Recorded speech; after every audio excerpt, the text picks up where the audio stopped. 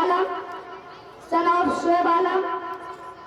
I am a student of class 4. I read in class in Girama Public School, Bhasawari. نحمده ونصلي على رسوله الكريم أما بعد فأعوذ بالله من الشيطان الرجيم بسم الله الرحمن الرحيم سماعون للكذب أكالون للسحت صدق اللہ العظیم.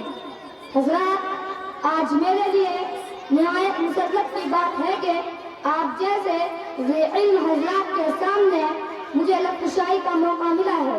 آج میری تقریر کا عنوان ہے جھوٹ کی مذمت. جھوٹ بہت بری چیز ہے. جھوٹ ایک ناپاکی ہے. جھوٹ ایک گندگی ہے. خواہ اس کی گندگی اور ناپاکی کا ہمیں احساس نہ ہوتا ہو، مگر معصوم فرشتوں کو جھوٹ سے اتنی بدبو آتی ہے کہ معصوم فرشتے جھوٹ بولنے والے کو نزدیک بھی نہیں آتے بلکہ میلوں دور چلے جاتے ہیں. مسند احمد کی روایت ہے، آپ صلی اللہ علیہ وسلم نے فرمایا ہے مومن سب کچھ ہو سکتا ہے لیکن جھوٹا نہیں ہو سکتا. حضرات، جھوٹ ایک ایسی منحوس چیز ہے کہ آدمی کے چہرے سے ہی معلوم ہو جاتا ہے کہ یہ آدمی جھوٹا اور مکار ہے. لوگ اس کی عزت نہیں کرتے، سماج میں اس کا بھروسہ نہیں ہوتا، وہ سب کی نگاہوں میں ذلیل ہوتا ہے. لوگ اسے کمینہ خیال کرتے ہیں. بہت سے لوگ جو یہ کہتے ہیں کہ دنیا جھوٹ کے بغیر نہیں چل سکتی، جھوٹ کے بغیر چارائے کار نہیں. حقیقت یہ ہے کہ وہ کچھ جھوٹے ہیں.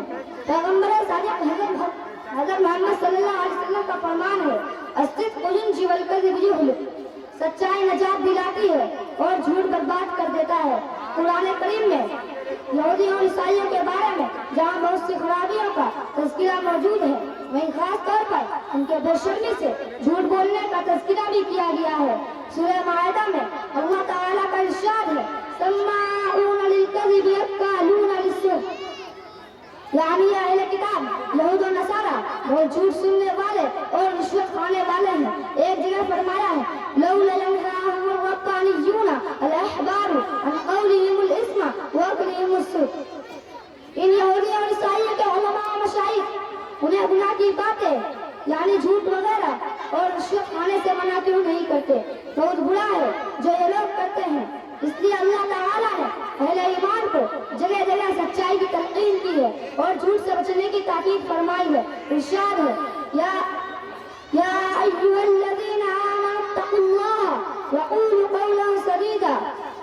اے ایمان والو، اللہ سے ڈرو، ہمیشہ سیدھی یعنی سچی اور صاف بات کہو. حضرات، جیسے جھوٹ حقیقت میں بولنا منع ہے اسی طرح مذاق میں بھی جھوٹ بولنا گناہ ہے. یہاں تک کہ ہنسانے کے غرض سے بھی جھوٹ بولنا حرام ہے. ترمذی شریف کی روایت ہے، آپ صلی اللہ علیہ وسلم نے فرمایا ہے وَيْلٌ لِّلَّذِي يُحَدِّثُ بِالْحَدِيثِ لِيُزْهِقَ بِالْقَوْمِ فَيَغْفِرُ وَيْلٌ لَّهُ وَيْلٌ لَّهُ. یعنی بربادی ہے اس شخص کے لیے جو لوگوں کو ہنسانے کے لیے جھوٹ بولے، اس کے لیے تباہی ہے، اس کے لیے تباہی ہے. آئیے عہد کرتے ہیں آج ہم میں سے کوئی مسلمان کبھی زندگی میں جھوٹ نہیں بولیں گے انشاءاللہ. کھلا ہے جھوٹ کا بازار، آؤ سچ بولے. کھلا ہے جھوٹ کا بازار، آؤ سچ بولے. نہ ہو بلا سے خریدار، آؤ سچ بولے. وما علینا الا البلاغ.